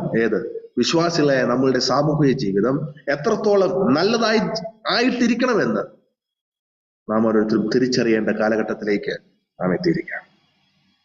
കഴിഞ്ഞു പോയ കാലങ്ങളിലെ നമ്മുടെ പരാജയങ്ങൾ, കഴിഞ്ഞു പോയ നമ്മുടെ സാമൂഹിക ജീവിതത്തിലെ തെറ്റുകൾ, അത് സംഭവിച്ചു. It's okay, fine. എന്നാൽ അതിനെ ആവർത്തിക്കാതെ, തുടർന്നുള്ള ദിനങ്ങളിൽ അതിനെ ആവർത്തിക്കാതെ നമ്മുടെ സാമൂഹിക ജീവിതം കൂടുതൽ ഫലപ്രദമായി, കൂടുതൽ ബെറ്ററാക്കി മുന്നോട്ട് കൊണ്ടുപോയാൽ നാം ക്രിസ്തുവിന് വേണ്ടി പോരാടുന്ന അധ്വാനങ്ങളും നാം ചെയ്യുന്ന പ്രവൃത്തികളും തീർച്ചയായും കൂടുതൽ ഫലമുളവാക്കും എന്നുള്ളതിന് ഒരു സംശയമില്ല. ഇവിടെ കറക്റ്റ് ചെയ്യേണ്ടത് നമ്മുടെ ജീവിതമാണെങ്കിൽ, നമ്മുടെ സാമൂഹിക ജീവിതമാണെങ്കിൽ അത് തീർച്ചയായും കറക്റ്റ് ചെയ്യേണ്ടത് തന്നെ അത്യാവശ്യമായ കാര്യമാണ്. നമ്മുടെ സഭായോഗങ്ങൾ, നമ്മൾ കഴിഞ്ഞ ചിന്തിച്ചല്ലോ, അന്ത്യോക്യ സഭയിലെ ആരാധനകൾ, സഭായോഗങ്ങൾ, ഒരു സംവത്സരം അവർ ഒന്നിച്ചുകൂടി കർത്താവിനെ ആരാധിക്കുന്ന കണ്ട ദൈവം ആ സമൂഹത്തിലുള്ളവരാണ്. അന്ത്യോക്യക്കാരാണ് ആ സഭയിലേക്ക് വരുവാനായിട്ട് തീരുമാനമെടുത്തത്. നമ്മുടെ ആരാധന യോഗങ്ങൾ ആ തരത്തിലുള്ളതായി തീരണം. നമ്മുടെ ആരാധന യോഗങ്ങൾ, നമ്മുടെ സഭായോഗങ്ങൾ പരസ്പര സ്നേഹത്തിന്റെയും സഹകരണത്തിന്റെയും പര്യായ പദങ്ങളായി മാറേണ്ടത് ആവശ്യമാണ്. വഴക്കിന്റെയും ഭിന്നതയുടെയും ആത്മാവ് പൂർണ്ണമായും നമ്മുടെ സ്ഥലം സഭകളിൽ നിന്ന് മാറണം. സമൂഹ മധ്യത്തിൽ ഒരു മണവാട്ടി സഭയായി നാം ഓരോരുത്തരും ജീവിക്കുമ്പോൾ അതിന്റെ എല്ലാ മാന്യതയും പുലർത്തിക്കൊണ്ട്, സഭകളുടെ പ്രാധാന്യം മനസ്സിലാക്കിക്കൊണ്ട്, നമ്മുടെ വിശ്വാസ ജീവിതത്തിന്റെ, ആത്മീയ ജീവിതത്തിന്റെ വില വളരെ വിലപ്പെട്ടതാണ് എന്നുള്ളത് തിരിച്ചറിവിലേക്ക് നാം ഓരോരുത്തരും എത്തേണ്ടുന്നത് വളരെ അത്യാവശ്യമായ കാര്യമാണ്. മൂന്നാമതും അവസാനവുമായിട്ട്, നമ്മുടെ ക്രിസ്തുവിന്റെ മനസ്സ് നമ്മുടെ വ്യക്തിപരമായ, നമ്മുടെ രഹസ്യ ജീവിതത്തിൽ ഏതുവിധം റിഫ്ലക്ട് ചെയ്യപ്പെടണം എന്നുള്ളതാണ് നാം ഇന്ന് അവസാനമായിട്ട് ചിന്തിക്കാനായിട്ട് പോകുന്നത്. ക്രിസ്തുവിന്റെ മനസ്സ് അന്നും എന്നും എന്ന ചിന്തയോട് ബന്ധപ്പെട്ട് നാം ഒന്നാമതായി ക്രിസ്തുവിന്റെ മനസ്സ് നമ്മുടെ ആത്മീയ ജീവിതത്തിൽ വെളിപ്പെട്ട് വരണം എന്നുള്ളത് നമ്മൾ ചിന്തിച്ചു. രണ്ടാമതായി ക്രിസ്തുവിന്റെ മനസ്സ് നമ്മുടെ സാമൂഹിക ജീവിതത്തിൽ വെളിപ്പെട്ട് വരണം എന്നുള്ളത് നമ്മൾ ചിന്തിച്ചു. മൂന്നാമതായിട്ട് ക്രിസ്തുവിന്റെ മനസ്സ് നമ്മുടെ വ്യക്തിപരമായ ജീവിതത്തിൽ, അതായത് നമ്മുടെ രഹസ്യ ജീവിതത്തിൽ ഏതു വിധം വരണം, ഏത് വിധം റിഫ്ലക്ട് ചെയ്യണം, പ്രതിഫലിക്കപ്പെടണം എന്നുള്ളതാണ് ഇന്ന് നമ്മൾ ചിന്തിച്ച് ഈ വിഷയം അവസാനിപ്പിക്കാനായിട്ട് പോകുന്നത്. ആ കാലഘട്ടത്തിൽ ഉണ്ടായിരുന്ന വ്യക്തിപരമായ വിശ്വാസ ജീവിതങ്ങളുമായി ഈ കാലഘട്ടത്തിലുള്ള നമ്മുടെ ഓരോരുത്തരുടെയും വ്യക്തിപരമായ വിശ്വാസ ജീവിതത്തെ തുലനം ചെയ്യുവാനും താരതമ്യപ്പെടുത്തി പഠിക്കുവാനും, അത് മുഖാന്തരം എന്തെങ്കിലുമൊക്കെ മാറ്റം വരുത്തേണ്ടത് ആവശ്യമാണെങ്കിൽ അത് വരുത്തി മുന്നോട്ട് പോകുവാനും നാം ഈ ഒരു ഭാഗത്തിന്റെ ചിന്ത മുഖാന്തരം ഇടയാകണം എന്നുള്ളതാണ് ഞാൻ ആഗ്രഹിക്കുന്ന വിഷയം. നമ്മെ ഓരോരുത്തരെയും ദൈവം വ്യക്തിപരമായിട്ടാണ് വിളിച്ചിരിക്കുന്നത്. തിരുവചനത്തിലേക്ക് നാം നോക്കുമ്പോൾ രണ്ട് തരത്തിലുള്ള ദൈവത്തിന്റെ തിരഞ്ഞെടുപ്പ് നമുക്ക് കാണാൻ കഴിയും. ഒന്ന്, ഒരു സാമൂഹ്യപരമായ തിരഞ്ഞെടുപ്പ്. അത് ഇസ്രായേൽ മക്കളെയൊക്കെ സമൂഹമായിട്ട് ദൈവം തിരഞ്ഞെടുത്തിട്ടുണ്ട്. അതിനൊപ്പം തന്നെ നാം കാണുന്ന മറ്റൊരു, അതാണ് യെശയ്യാ പ്രവചനം 43-ാം അധ്യായം അതിന്റെ 4-ാം വാക്യത്തിൽ നാം വായിക്കുന്നത്, യാക്കോബേ, ഇസ്രായേലെ എന്ന് പറഞ്ഞുകൊണ്ട് ദൈവം അവരെ തിരഞ്ഞെടുത്ത രീതിയെ പറ്റി അവിടെ വ്യക്തമായി പറഞ്ഞിരിക്കുന്നതായി നമുക്ക് കാണാൻ കഴിയും. അതോടൊപ്പം തന്നെ യെരമ്യാ പ്രവാചകന്റെ ജീവിതത്തോടനുബന്ധിച്ച് നാം ചിന്തിക്കുമ്പോൾ യെരമ്യാ പ്രവചനം 1-ാം അധ്യായം 4-5 വാക്യങ്ങളിലേക്ക് വരുമ്പം യെരമ്യാവ് എന്ന് പറയുന്ന വ്യക്തിയെ വ്യക്തിപരമായി കർത്താവ് വിളിക്കുന്നു എന്നുള്ളത് നമുക്ക് ചിന്തിക്കാനായിട്ട് കഴിയും. യെരമ്യാ പ്രവചനം 1-ാം അധ്യായം 4-5 വാക്യങ്ങൾ ഞാൻ ഇന്ന് കൂടുതലായിട്ടും ഈ യെരമ്യാവിന്റെ ജീവിത സാഹചര്യത്തെ ഊന്നിയാണ് ക്രൈസ്തവ ജീവിതത്തിലെ നമ്മുടെ വ്യക്തിപരമായ ജീവിതം ഏത് വിധം ആയിരിക്കണം എന്നുള്ള വിഷയം ചിന്തിക്കുവാനായിട്ട് കൂടുതലായിട്ടും ആഗ്രഹിക്കും. അതുകൊണ്ട് ആ വാക്യം വായിച്ച് നമുക്ക് മുന്നോട്ട് പോകാം. യെരമ്യാ പ്രവചനം 1-ാം അധ്യായം 4-5 വാക്യങ്ങൾ വായിക്കുമ്പോൾ നമുക്ക് ഇങ്ങനെയാണ് വായിക്കാൻ കഴിയുന്നത്. യഹോവയുടെ അരുളപ്പാട് എനിക്കുണ്ടായത് എന്തെന്നാൽ, യെരമ്യാവ് പറയുകയാണ്, നിന്നെ ഉദരത്തിൽ ഉരുവാക്കിയതിന് മുമ്പേ ഞാൻ നിന്നെ അറിഞ്ഞു, നീ ഗർഭപാത്രത്തിൽ നിന്ന് പുറത്തു വരുന്നതിന് മുമ്പേ ഞാൻ നിന്നെ ശുദ്ധീകരിച്ചു എന്ന് പറയാണ്. അപ്പോൾ യിരെമ്യാവ് എന്ന് പറയുന്ന വ്യക്തിയെ വ്യക്തിപരമായി ദൈവം തിരഞ്ഞെടുത്ത് ദൈവത്തിന്റെ ഉദ്ദേശത്തിനായിട്ട് മാറ്റിവെക്കുന്ന രംഗമാണ് നമുക്ക് അവിടെ കാണാൻ കഴിയുന്നത്. നാം ഓരോരുത്തരും നമ്മുടെ ജീവിതത്തെ പറ്റി ചിന്തിക്കുമ്പോൾ എഫേസ്യർക്ക് എഴുതിയ ലേഖനം 1-ാം അധ്യായത്തിൽ നാം കാണുന്നുണ്ട്, നമ്മെ ഓരോരുത്തരെയും വ്യക്തിപരമായി ലോകസ്ഥാപനത്തിന് മുമ്പേ ക്രിസ്തുവിൽ നമ്മെ തിരഞ്ഞെടുത്ത ദൈവസ്നേഹത്തെ പറ്റി നമുക്ക് കാണാൻ കഴിയും. അപ്പോൾ ഓരോ വ്യക്തികളായിട്ട് നമ്മെ ദൈവം തിരഞ്ഞെടുത്ത ഈ ഭൂമിയിൽ ആക്കി വെച്ചിരിക്കുമ്പോൾ വ്യക്തിപരമായി നമ്മൾ ചെയ്യേണ്ടുന്ന ചില കടപ്പാടുകളും കർത്തവ്യങ്ങളും ഉണ്ട്. അത് നമ്മുടെ വ്യക്തിപരമായ ക്രൈസ്തവ ജീവിതത്തിൽ, എവിടെ? രഹസ്യമായിട്ടുള്ള നമ്മുടെ ക്രൈസ്തവ ജീവിതത്തിൽ വളരെ പ്രാധാന്യത്തോടുകൂടി നാം ഓരോരുത്തരും കാണേണ്ടുന്നത് വളരെ അത്യാവശ്യമായ കാര്യമാണ്. കാരണം നമ്മുടെ ഈ രഹസ്യ ജീവിതം, നമ്മുടെ ഈ വ്യക്തിപരമായ ജീവിതം എന്ന് വെച്ചാൽ സത്യസന്ധമായ വ്യക്തിപരമായ ജീവിതം ഐഡന്റിഫൈ ചെയ്യുവാൻ ഈ ലോകത്തിൽ ഒരു മനുഷ്യർക്കും കഴിയത്തില്ല, ഒരു സൈക്കോളജിസ്റ്റിനും കഴിയത്തില്ല. എനിക്ക് I can pretend to be a spiritual man. ഒരു ആത്മീകനായിട്ട് എനിക്ക് അഭിനയിക്കാൻ കഴിയും, ഒരു ആത്മീകനായിട്ട് എന്നെ തന്നെ പ്രകടിപ്പിക്കാനായിട്ട് എനിക്ക് കഴിയും. ഞാനൊരു ആത്മീയനാണെന്ന് വരുത്തി തീർക്കുവാൻ 100 വഴികളുണ്ട്. ഞാൻ ഇന്ന് ആരാധന യോഗത്തിൽ എഴുന്നേറ്റ് ഒന്ന് കണ്ണു നിറഞ്ഞൊന്ന് സ്തോത്രം ചെയ്താൽ എന്റെ സഭാവിശ്വാസികൾ പറയും, ഓട്ട ചിന്ത, എന്തൊരു നല്ല ചിന്തയാണ്, എന്തൊരു നല്ല സ്തോത്രം ചെയ്യണം. അത് കേട്ടാൽ അറിയാം അവൻ വളരെ പക്വതയുള്ള. ഈ കല്യാണ ആലോചനയൊക്കെ വരുമ്പം ചിലവര് പറയുന്നതാണ് ചിന്ത ഭയങ്കരമാണ്. ചിന്ത, ഈ ആരാധന ചിന്തയുടെ കാര്യമാണ് പറയുന്നത്. ചിന്ത ഭയങ്കരമാണ്. ഒരു കാലത്ത് അത് സജീവമായിരുന്നു. ഈ വിദേശത്തൊക്കെ ഉള്ള പ്രിയപ്പെട്ടവർ നാട്ടിലേക്ക് വരുമ്പോൾ ചിന്ത പഠിപ്പിച്ച് അപ്പന്മാർ വിടും. നീ പോയി ചിന്ത അവിടെ പറയണം, കാരണം നീ പക്വതയുള്ള ഒരു ക്രിസ്ത്യാനിയാണെന്ന് തെളിഞ്ഞാൽ മാത്രമേ നല്ല വീട്ടിൽ നിനക്ക് കിട്ടത്തുള്ളൂ. അപ്പം ചിന്ത ഒരു വലിയ പ്രധാനമായിരുന്നു. ചിന്തയൊന്നും പറയാൻ വലിയ പാടൊന്നുമില്ല. ചുമ്മാ ഇരുന്ന് നമ്മൾ കഴിഞ്ഞ ക്ലാസ്സുകളിൽ ചിന്തിച്ചു പോലെ വെറുതെ ഒന്ന് ഗൂഗിളിൽ കയറി തുടങ്ങിയാൽ 1.5 ചിന്തകൾ നമുക്ക് കിട്ടും. അതൊന്ന് ഇച്ചിരി വൈബ്രേഷൻ ഇട്ടും ഇച്ചിരി വോയിസ് മോഡുലേഷൻ ഒക്കെ ഇട്ടൊന്ന് അവതരിപ്പിച്ചാൽ അത് ഭയങ്കര ചിന്തയായി മാറും. അതിനൊന്നും വലിയ പാടൊന്നുമില്ല, അത് ഈസിയാണ് ഈ കാലഘട്ടത്തിൽ ചെയ്യാനായിട്ട്. എന്നാൽ നമ്മുടെ വ്യക്തിപരമായ ജീവിതം, അതാണ് ഞാൻ പറഞ്ഞത്, അത് അഭിനയിച്ച് കാണിക്കാൻ, പ്രതിഫലിച്ച് കാണിക്കാൻ ഈസിയാണ്. പക്ഷേ നമ്മുടെ ജെനുവനായിട്ടുള്ള, സത്യസന്ധമായിട്ടുള്ള, കൃത്യമായിട്ടുള്ള നമ്മുടെ വിശ്വാസ ജീവിതം വ്യക്തമായ നിലയിൽ അറിയാവുന്ന ഒരാളെ ഉള്ളൂ, അത് ദൈവം മാത്രമാണ്. ആ ദൈവത്തിന് മുമ്പിൽ ഏറ്റവും മാന്യമായി കൊലോസ്യർക്കെതിരെ ലേഖനം 1-ാം അധ്യായം അതിന്റെ 10-ാം വാക്യത്തിലേക്ക് വരുമ്പോൾ നമ്മളെ വ്യക്തിപരമായി വിളിച്ച് വേർതിരിച്ച് ഈ ഭൂമിയിൽ കർത്താവ് നമ്മളെ ഓരോരുത്തരെ ആക്കിയിരിക്കുമ്പോൾ നമ്മുടെ ഹൃദയങ്ങൾ അറിയുന്ന, അന്തരംഗങ്ങൾ അറിയുന്ന, നമ്മളെ ശോധന ചെയ്യുന്ന ദൈവത്തിന്റെ മുമ്പിൽ കൊലോസ്യർക്കെതിരെ ലേഖനം 1-ാം അധ്യായം അതിന്റെ 10-ാം വാക്യം ദൈവമക്കളായ ഓരോരുത്തരും വ്യക്തിപരമായി നാം എല്ലാ സമയത്തും വായിച്ചിരിക്കേണ്ടത് വളരെ അത്യാവശ്യമായ കാര്യമാണ്. 1-ാം അധ്യായം 10-ാം വാക്യത്തിൽ നിങ്ങൾ പൂർണ്ണ പ്രസാദത്തിനായി കർത്താവിന് യോഗ്യമാം വണ്ണം നടന്ന്, കർത്താവിന് യോഗ്യമാം വണ്ണം നടന്ന്, നമ്മെ വിളിച്ച വിശുദ്ധന് യോഗ്യമാം വണ്ണം, അത് നമ്മൾ മറ്റൊരു ഭാഗത്ത് വായിക്കുന്നു. നമ്മളെ വിളിച്ച, നമ്മൾ കഴിഞ്ഞ ക്ലാസ്സിൽ അല്ലെ കുറച്ചു മുമ്പ് ചിന്തിച്ചല്ലോ, സുവിശേഷത്തിന് യോഗ്യമാം വണ്ണം നമ്മൾ നടക്കണം. നമ്മുടെ വ്യക്തിപരമായ ജീവിതത്തിൽ കർത്താവിന് യോഗ്യമാം വണ്ണം, കർത്താവിന് കൊള്ളാവുന്നവനായി, കർത്താവ് നമ്മളെ നോക്കുമ്പോൾ, നമ്മൾ ദാനിയേൽ പ്രവചനം വായിക്കുമ്പോൾ നിന്നെ തുലാസിൽ തൂക്കുമ്പോൾ കുറവുള്ളവനായിട്ട് കാണുവാൻ ദൈവം ആഗ്രഹിക്കുന്നില്ല. നമ്മളെ തുലാസിൽ നോക്കുമ്പോൾ ദൈവം കാണാൻ ആഗ്രഹിക്കുന്നത് നമ്മൾ കുറച്ച് മനുഷ്യർ തൂക്കുമ്പോൾ കാണിച്ചു കൊടുക്കാൻ ഒക്കെ നമുക്ക് ഈസിയാണ്. പക്ഷെങ്കിൽ ദൈവം തൂക്കി നോക്കുമ്പോൾ കുറച്ച് വാല്യൂ ഉള്ള എന്തെങ്കിലുമൊക്കെ നമ്മുടെ ജീവിതത്തിൽ കാണണം, നമ്മുടെ വ്യക്തിപരമായ ജീവിതത്തിൽ കാണണം. അത് അത്യാവശ്യമാണ്, അത് മസ്റ്റാണ്. അപ്പോൾ നമ്മളുടെ ക്രിസ്തുവിന്റെ മനസ്സുണ്ടല്ലോ, അത് നമ്മുടെ വ്യക്തിപരമായ ജീവിതത്തിൽ, ദൈവം മാത്രം കാണുന്ന നമ്മുടെ വ്യക്തിപരമായ ജീവിതത്തിൽ, നമ്മുടെ രഹസ്യമായ ജീവിതത്തിൽ, നമ്മൾ ഒറ്റക്കായിരിക്കുന്ന സന്ദർഭങ്ങളിൽ, ഞാൻ മുമ്പേ പറഞ്ഞല്ലോ, വീട്ടിൽ നിന്ന് വിട്ട് മറ്റ് സാഹചര്യങ്ങളായിരിക്കുമ്പോൾ എന്നെ കാണുന്ന ഒരു ദൈവമുണ്ട്, ആ ദൈവത്തിന്റെ മനസ്സെനിക്കുണ്ട്. ആ ബോധ്യത്തോടെ ക്രിസ്തുവിന്റെ മനസ്സ് റിഫ്ലക്റ്റ് ആകുന്ന വ്യക്തിപരമായ ജീവിതങ്ങൾ കാഴ്ചവെക്കുവാൻ ദൈവമക്കളെ നമുക്ക് കഴിയണം. ഈ വാക്യത്തിൽ നമ്മൾ വായിക്കുമ്പോൾ നമ്മുടെ വ്യക്തിപരമായ ജീവിതത്തിൽ നാം നിർബന്ധമായും ഫോളോ ചെയ്യേണ്ട ചില കാര്യങ്ങളുണ്ട്. അല്ലെങ്കിൽ നമ്മുടെ വ്യക്തിപരമായ ജീവിതത്തിൽ ക്രിസ്തുവിന്റെ മനസ്സ് വിളങ്ങി കാണണമെങ്കിൽ അത് ഒന്നാമതായിട്ട് നമ്മൾ ഇവിടെ വായിക്കുന്നത്, നാം ദൈവത്തെ പ്രസാദിപ്പിച്ച് ജീവിക്കണമെന്നുള്ളതാണ്. നമ്മൾ ഈ 10-ാം വാക്യത്തിൽ നമ്മൾ വായിക്കുന്നത്, നിങ്ങൾ പൂർണ്ണ പ്രസാദത്തിനായി കർത്താവിന് യോഗ്യമാം വണ്ണം നടക്കണം. അപ്പോൾ നമ്മുടെ വ്യക്തിപരമായ ജീവിതത്തിൽ ക്രിസ്തുവിന്റെ മനസ്സ് വെളിപ്പെടണമെങ്കിൽ നാം ആരെ പ്രസാദിപ്പിച്ച് ജീവിക്കണം? എൻ്റെ വ്യക്തിപരമായ ജീവിതത്തിൽ ആ ദൈവത്തെ പ്രസാദിപ്പിച്ചാണ് ജീവിക്കേണ്ടത്. ദൈവത്തിന് പ്രസാദമാകുന്ന ജീവിതമാണ് ഞാൻ കാഴ്ചവെക്കേണ്ടത്. നന്മയും പ്രസാദവും പൂർണ്ണതയുമുള്ള ദൈവഹിതം ഇന്നെന്ന് തിരിച്ചറിയണം. അത് നമ്മൾ പ്രാരംഭത്തിൽ തന്നെ വായിച്ചു.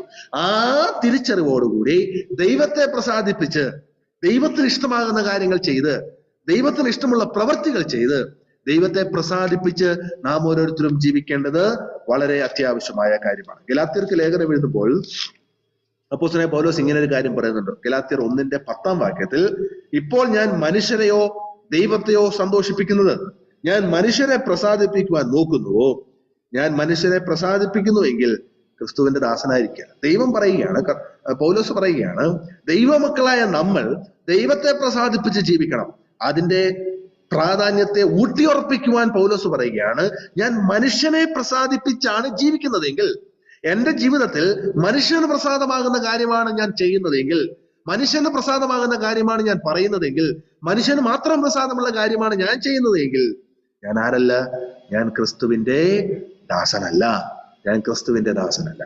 മനുഷ്യരെ നമ്മൾ ബഹുമാനിക്കണം, മനുഷ്യരെ നമ്മൾ സ്നേഹിക്കണം, മനുഷ്യനെ നമ്മൾ അവോളം റെസ്പെക്ട് ചെയ്യണം. പക്ഷെങ്കിൽ മനുഷ്യന് ഇഷ്ടമുള്ള പ്രവർത്തികൾ മാത്രമേ, മനുഷ്യനെ പ്രസാദിപ്പിച്ച് നാം മുന്നോട്ട് ജീവിച്ചാൽ, അയ്യോ, ഒരു ദൈവ പൈതലായ ഞാൻ, ക്രിസ്തുവിന്റെ മനസ്സുള്ളവനായ ഞാൻ ആരല്ല? ക്രിസ്തുവിന്റെ ദാസനല്ലാതെ ഞാൻ അധപ്പതിച്ചു പോകും. എന്റെ വിശ്വാസ ജീവിതത്തിൽ ഞാൻ പ്രസാദിപ്പിക്കേണ്ടുന്നത് ദൈവത്തെയാണ്. ദൈവത്തെ പ്രസാദിപ്പിച്ചാണ് നാം ഓരോരുത്തരും ജീവിക്കണം. യെരമ്യാ പ്രവാചകന്റെ ജീവിതമാണല്ലോ ഞാൻ ആദ്യമേ പറഞ്ഞത് ഈ ക്ലാസ്സിന്റെ ഉദാഹരണമായി ഞാൻ എടുക്കുവാനായിട്ട് പോകുന്നതെന്ന്. യെരമ്യാ പ്രവാചകന്റെ 20-ാം അധ്യായം അതിന്റെ 2-ാം വാക്യത്തിൽ, നമ്മൾ മനുഷ്യനെ പ്രസാദിപ്പിക്കുന്നതിൽ നമ്മൾ ഏറ്റവും കൂടുതൽ താല്പര്യം കാണിക്കുന്ന ചില ഭയങ്ങൾ നമുക്കുണ്ട്. മനുഷ്യനെ പ്രസാദിപ്പിച്ച്, മനുഷ്യനെ സോപ്പിട്ട്, മനുഷ്യരെ സഹവിശ്വാസികളെ, കൂട്ടുവിശ്വാസികളെ പ്രസാദിപ്പിച്ച കാര്യങ്ങൾ പറഞ്ഞ് അങ്ങനെ ജീവിക്കുന്നതിന് നമുക്ക് ചില ഭയങ്ങളാണ് നമ്മുടെ ജീവിതത്തിലുള്ളത്. അതിവിടെ ഈ യെരമ്യാ പ്രവാചകന്റെ പുസ്തകം 20-ാം അധ്യായം 2-ാം വാക്യത്തിൽ നാം ഇങ്ങനെ വായിക്കുന്നു, പശൂർ പുരോഹിതൻ അത് കേട്ടിട്ട് യെരമ്യാ പ്രവാചകനെ അടിച്ചു. യഹോവയുടെ ആലയത്തിനരികെയുള്ള മേലത്തെ ബെന്യാമിൻ ഗോപുരത്തിങ്കിലെ ആമത്തിലിട്ടു. അവിടെ യെരമ്യാവിനെ ആമത്തിലിടുന്ന, അടിക്കുന്ന, ചികട്ടത്തടിക്കുന്ന രംഗമാണ് നമ്മളവിടെ കാണുന്നത്. എന്തെന്ന് ചോദിച്ചു കഴിഞ്ഞാൽ അതിന് തൊട്ട് മുമ്പിലുള്ള വാക്യത്തിൽ, ഏത് യെരമ്യാ പ്രവചനം 19-ാം അധ്യായം 15-ാം വാക്യത്തിൽ ഇങ്ങനെ ഒരു വാക്യമുണ്ട്, ഇസ്രായേലിന്റെ ദൈവമായ സൈന്യങ്ങൾ യഹോവ ഇപ്രകാരം അരുളിച്ചത്. യെരമ്യാ പറയുകയാണ്, അവർ എന്റെ വചനങ്ങളെ കേൾക്കാതെ ശാഠ്യം പിടിച്ചിരിക്കുകൊണ്ട് ഞാൻ ഈ നഗരത്തിന് വിധിച്ചിരിക്കുന്ന അനർത്ഥമൊക്കെയും അതിന് വരും എന്ന് പ്രവചിച്ച് കേട്ടപ്പോൾ ദൈവാലയത്തിലെ പുരോഹിതനായിരുന്ന പശൂർ പുരോഹിതൻ യെരമ്യാവിനോട് ഒറ്റ അടി കൊടുത്തു. മാത്രമല്ല അദ്ദേഹത്തെ ആമത്തിലിട്ട് പൂട്ടി. കുറച്ച് കഴിയുമ്പോൾ അദ്ദേഹത്തിനെ ചെളിയുള്ള കുഴിയിൽ ഇട്ടതായിട്ട് നമുക്ക് വായിക്കാൻ കഴിയും. ഇതാണ് ഇന്ന് നമ്മുടെ പലരുടെയും ഭയം. ആൾക്കാരെ അവരുടെ തെറ്റുകൾ ചൂണ്ടിക്കാണിച്ചാൽ, അവർക്ക് കർണരസമാകുന്നത് മാത്രം സംസാരിക്കാതെ കുറച്ച് കുറ്റങ്ങളൊക്കെ ചൂണ്ടിക്കാണിച്ചാൽ പലപ്പോഴും ഇത്തരം ദുരനുഭവങ്ങൾ നമുക്കുണ്ടാകുമെന്നുള്ളൊരു വലിയ പേടി നമുക്കുണ്ട്. ഈ പേടിയാണ് പലപ്പോഴും ദൈവത്തിന് പ്രസാദമാകുന്ന കാര്യങ്ങൾ ചെയ്യുവാൻ നമ്മളെ പുറകോട്ട് വലിക്കുന്നതും മനുഷ്യപ്രീതിയായ കാര്യങ്ങൾ ചെയ്യുവാൻ നമ്മൾക്ക് ആവേശം നൽകുന്നതുമായ കാര്യം. ലോകത്തിന്റെ ഇത്തരത്തിലുള്ള പ്രതികൂല സാഹചര്യങ്ങളെ നമ്മൾ ഭയക്കുന്നത് കൊണ്ടും ലോകത്തിൽ നിന്നുണ്ടാകാൻ സാധ്യതയുള്ള സഹവിശ്വാസികളിൽ നിന്നും ലഭിക്കാൻ സാധ്യതയുള്ള ഇത്തരത്തിലുള്ള പരിചരണങ്ങളെ നമ്മൾ ഭയക്കുന്നത് കൊണ്ടും പലപ്പോഴും ദൈവത്തിന് പ്രസാദകരമാകുന്ന കാര്യങ്ങൾ പറയുവാനും ദൈവം പറയുന്ന കാര്യങ്ങൾ ചെയ്തുകൊണ്ട് നമ്മുടെ ജീവിതത്തെ മുന്നോട്ട് നയിക്കുവാനും നാം ഓരോരുത്തരും ഭയപ്പെടും. അതൊരു വലിയൊരു കുറവാണ്. പലപ്പോഴും നമ്മുടെ വാക്കുകളും പ്രവൃത്തികളും മനുഷ്യന് പ്രീതി ഉള്ളതായി മാത്രമുള്ളതാകുന്നു. എന്ന് വെച്ചാൽ ഗുണമുള്ള കാര്യങ്ങൾ സംസാരിക്കരുതെന്നല്ല, എപ്പോഴും ഈ കുറ്റവും കുറവും മാത്രം സംസാരിച്ച് മുന്നോട്ട് പോകണമെന്നല്ല പറയുന്നത്. ഇവിടെ യെരമ്യാവിനോട് തന്നെ ദൈവം പറയുന്നുണ്ട്.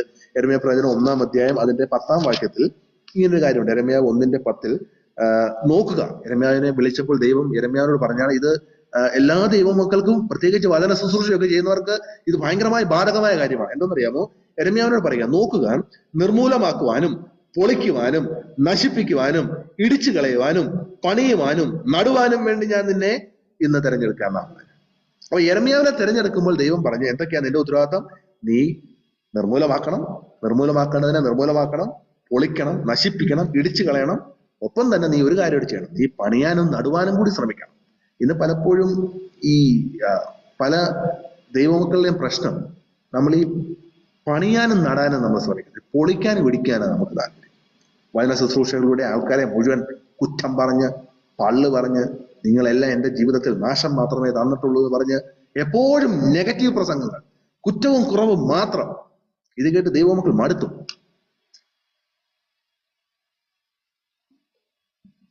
അത് പറയരുതെന്നല്ല, പക്ഷെ അവിടെ ഒത്തിരി നല്ല കാര്യങ്ങളുണ്ട്, അത് നമ്മൾ കാണുന്നില്ല. പൗലോസ് ആണെങ്കിലും ദൈവസഭയെ ഒത്തിരി ശകാരിച്ചിട്ടുണ്ട്, ഒത്തിരി വഴക്ക് പറഞ്ഞിട്ടുണ്ട്. പക്ഷെങ്കിൽ പൗലോസിന്റെ ലേഖനങ്ങൾ ശ്രദ്ധിക്കുമ്പോൾ ആദ്യം നല്ല കാര്യങ്ങൾ പറഞ്ഞു തുടങ്ങിയതിന് ശേഷമാണ് പൗലോസ് ശകാരം ആരംഭിക്കുന്നത്. ഈവൻ കൊരിന്ത് സഭയാണ് ഏറ്റവും കൂടുതൽ ശകാരം കേട്ടത് കൊരിന്ത് സഭയാണല്ലോ. കൊരിന്ത് സഭയിലേക്ക് ലേഖനം എഴുതും 1-ാം അധ്യായത്തിൽ, 1 അധ്യായത്തിൽ അവരുടെ നല്ല വശങ്ങൾ, ഒരു കൃപാവരത്തിൽ നിങ്ങൾക്ക് കുറവില്ലെന്ന് പറഞ്ഞുള്ള നല്ല കാര്യങ്ങൾ ആദ്യം പറഞ്ഞതിന് ശേഷമാണ് ശകാരം ആരംഭിച്ചത്. ഇന്ന് നേരെ തിരിച്ചാണ്. പൊളിക്കാനും ഇടിക്കാനും തകർക്കാനും നശിപ്പിക്കാനും കുറ്റം പറയാനും കണ്ടെത്താനും കുറവുകൾ പറയാനും മാത്രം നാം ശ്രമിക്കുമ്പോൾ, പണിയാനും നടുവാനും നാം മറന്നുപോയപ്പോൾ പലതരത്തിലുള്ള ദുരനുഭവങ്ങൾ നമ്മൾ ഇപ്പോൾ ചൂണ്ടിക്കാണിക്കുവാനും കുറവുകളെ ആ നിലയിൽ കൈകാര്യം ചെയ്യുവാനും നാം ഓരോരുത്തരും ശ്രമിക്കണം. ഇവിടെ യിരെമ്യാവിനോട് ദൈവം പറഞ്ഞ ഒരു കാര്യമുണ്ട്. വ്യക്തിപരമായ നമ്മുടെ ജീവിതത്തിൽ നമുക്ക് ഏറ്റവും അധികം ആശ്വാസമാകേണ്ട ഒരു കാര്യമുണ്ട്.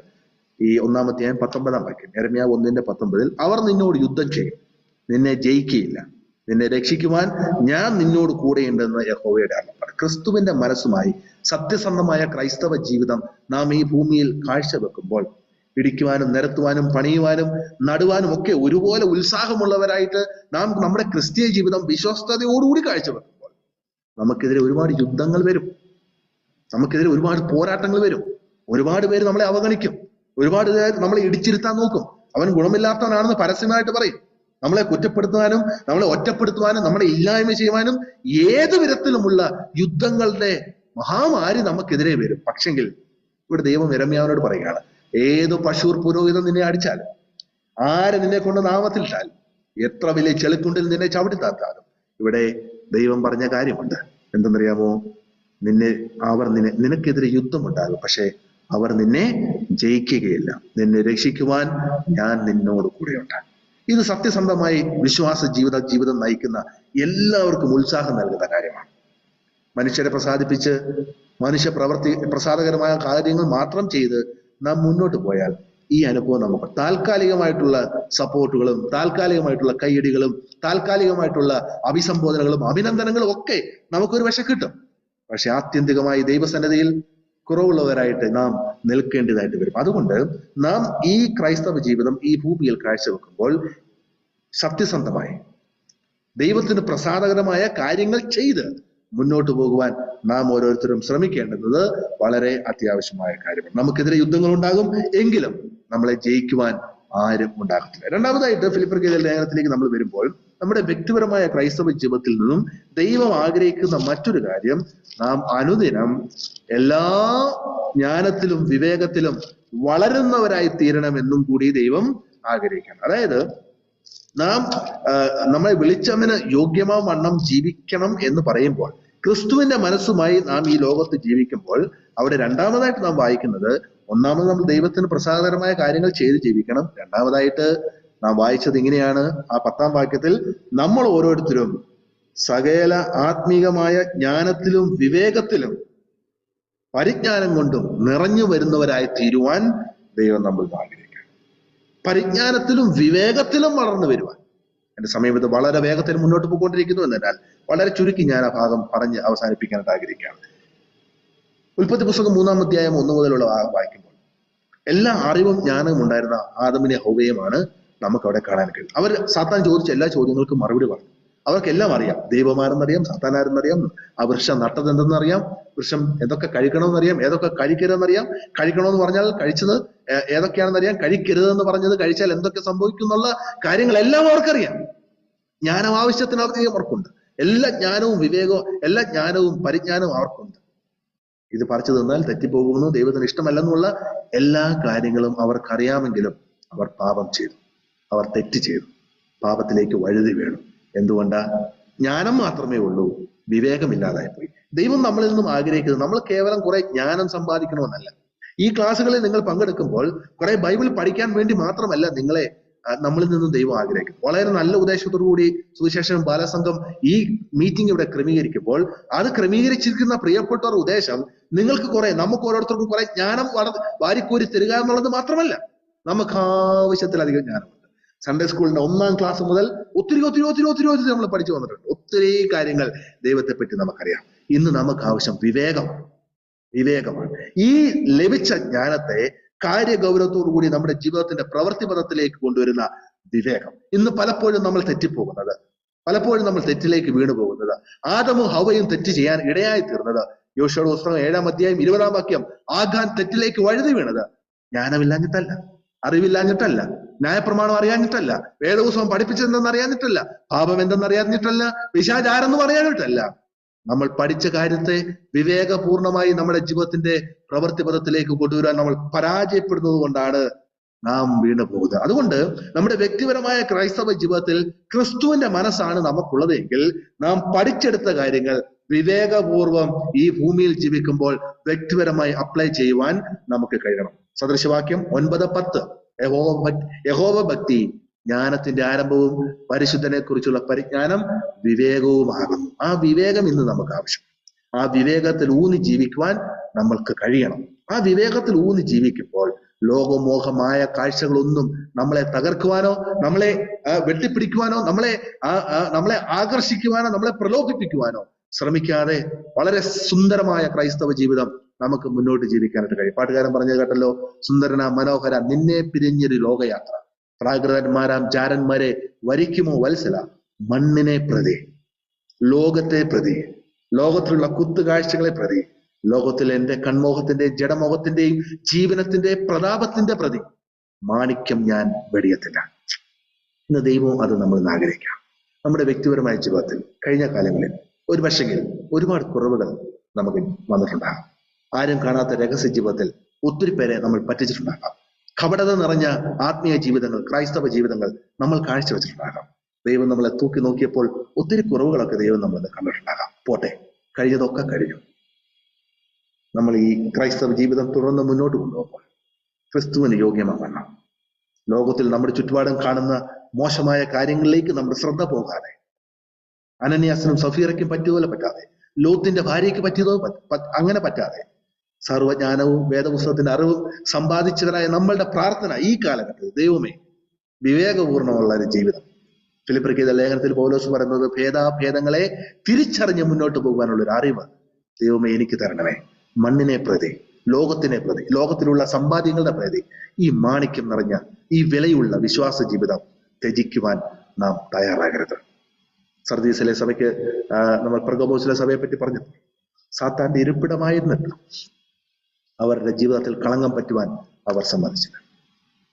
പലപ്പോഴും ദൈവം നമ്മളോട് അനേക പ്രാവശ്യം ഈ കാര്യങ്ങൾ സംസാരിച്ചിട്ടുണ്ട്. എന്നാൽ ലോകത്തിന്റെ കൂത്തുകാഴ്ചകളും ലോകത്തിന്റെ മോഹ കാഴ്ചകളും ലോകത്തിൽ നാം കണ്ടുവരുന്ന മണ്ണിന്റെ ആ വലിയ വലിയ വലിയ ആ പ്രലോഭനങ്ങളും ഷെപ്പേഡിന്റെ ദൈവത്തിന്റെ സ്വരം കേൾക്കുവാൻ, തെറ്റുകൾ ചെയ്യാൻ നാം ശ്രമിച്ചപ്പോൾ നമ്മളെ പിന്നോട്ട് വലിക്കുന്ന ദൈവത്തിന്റെ മാധുര്യ സ്വരം കേൾക്കുവാൻ, നാം വിഷമഘട്ടത്തിലൂടെ കടന്നുപോയപ്പോൾ നമ്മളെ ആശ്വസിപ്പിക്കുന്ന ദൈവത്തിന്റെ വാചകങ്ങൾ കേൾക്കുവാൻ, നിനക്കെതിരെ യുദ്ധമുണ്ടാകും പേടിക്കരുത്, ഞാൻ നിന്റെ കൂടെ ഉണ്ട്, ആരും നിന്നെ ജയിക്കുകയില്ലെന്നുള്ള ദൈവത്തിന്റെ വാക്കുകൾ കേൾക്കുവാൻ, ലോകത്തിന്റെ മോഹക്കാഴ്ച, ടെലിവിഷനുകളും ടിവികളും ഹെഡ്ഫോൺസും ഈ ലോകത്തിൻ്റെതായിട്ടുള്ള ജോലി തിരക്കുകളും സ്ട്രെസ്സുകളും നമ്മുടെ മാനസിക സമ്മർദ്ദങ്ങളും പലപ്പോഴും ദൈവത്തിന്റെ വാക്കുകൾ നമ്മളെ കേൾക്കാതിരിക്കുവാൻ നമ്മളെ തടസ്സപ്പെടുത്തിയിട്ടുണ്ട്. അതുകൊണ്ട് ഈ ലോകത്തിൻ്റെതായിട്ടുള്ള കാര്യങ്ങൾ, എബ്രായർക്കെഴുതിയ ലേഖനം 12-ാം അധ്യായം 1-ാം വാക്യത്തിൽ സകല ഭാരവും മുറുകെ പറ്റുന്ന പാപവും എല്ലാം വിട്ടൊഴിഞ്ഞെങ്കിൽ മാത്രമേ മുമ്പിൽ വച്ചിരിക്കുന്ന ഓട്ടം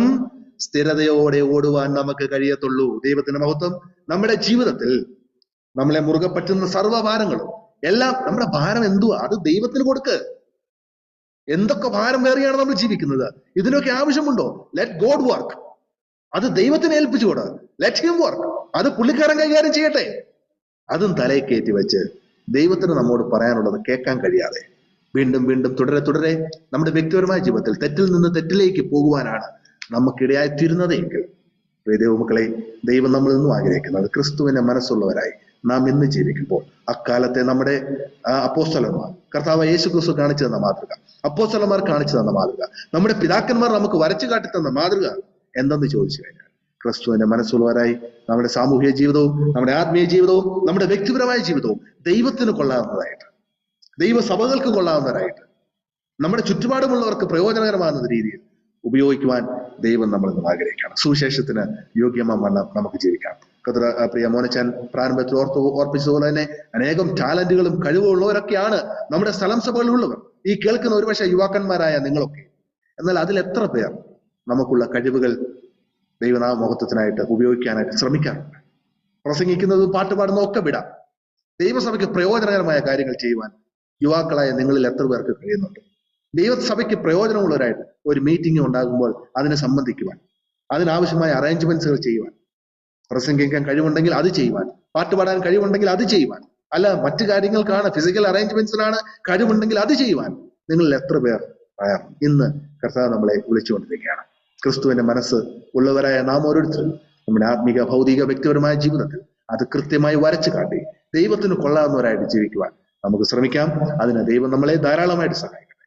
ഒരു പ്രാവശ്യം കൂടെ ഈ ഒരു അവസരം എനിക്ക് സംജാതമാക്കി തന്ന പത്തനംതിട്ട സെൻട്രൽ സുവിശേഷം ബാലസംഘത്തിനുള്ള എന്റെ വ്യക്തിപരമായ പേരിലുള്ള നന്ദി അറിയിച്ചുകൊണ്ട് ഈ കേട്ട ചിന്തകൾ നമ്മുടെ ആത്മീയ ജീവിതത്തിന് കൂടുതൽ പ്രയോജനകരമായി തീരട്ടെ എന്ന് പ്രാർത്ഥിച്ചുകൊണ്ട് എന്റെ വാക്കുകൾ ഞാൻ ചുരുക്കുന്നു. ദൈവനാമം മാത്രം മഹത്വപ്പെടുമാറാകട്ടെ. ആമേൻ.